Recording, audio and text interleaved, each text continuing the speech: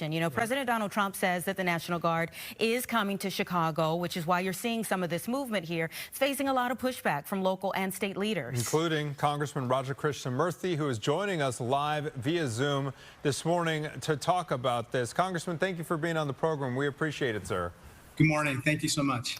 This week, a court ruled similar deployments in California were illegal. You just filed the Stop Trump's Abuse of Power Act. Can you tell us more about it and how it would impact Illinois?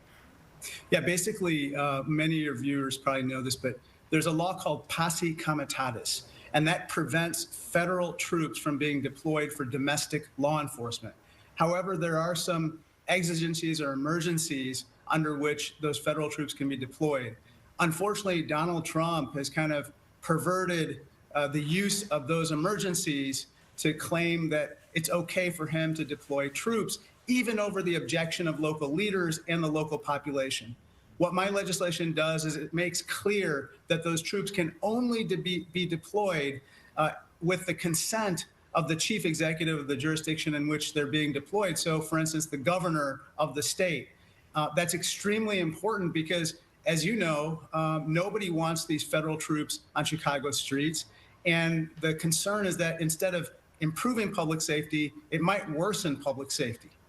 So, yeah, with regard to the consent you just mentioned, obviously neither Governor Pritzker nor Mayor Brandon Johnson have given their at least verbal consent here. So you've got this concurrent effort to stop this effort from happening. And then we're hearing that these National Guard members could be here as early as tomorrow. So how do you see this playing out? Well, I've introduced this legislation as an amendment to the National Defense Authorization Act.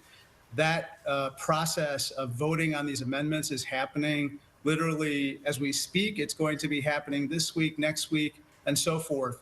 My hope is that we can take up my amendment in short order, but I'll need help from the other side as well. So I'm actually asking Republican colleagues to remember that today, you know, the president could be targeting Democratic mayors and Democratic governors, but tomorrow he could be targeting whoever he views as his adversaries. Just talk to John Bolton, his former national security advisor, whose home was raided recently by the FBI under a pretense. And so I'm asking my Republican colleagues to seriously consider voting for this particular measure. You know, you mentioned no one wants the National Guard on the streets here. And like you also talked about the other side, there are some people who think it could be a useful crime-fighting tool in some ways.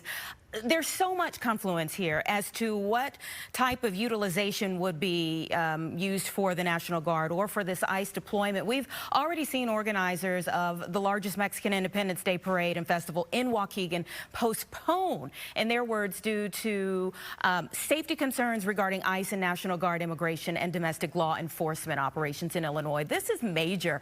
There are so many other planned celebrations throughout the area. What do you say to others weighing these same big decisions? I can totally understand why they would be concerned about kind of canceling their festivities, especially in light of recent developments.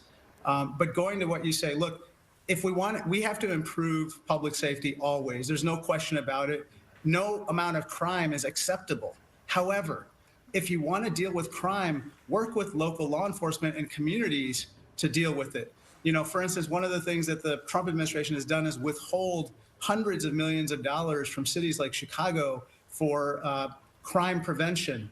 And that type of activity is in direct contravention of our stated goal of improving public safety. If you want to have federal resources aid local resources or local leaders, work with them, collaborate, do it together. And we'll be much better off for it. Congressman, thank you for your time this morning. We're getting the wrap, but we will be following all the developments as it pertains to your amendment in the coming days and weeks. Thank you, sir. Thank you so much. All right.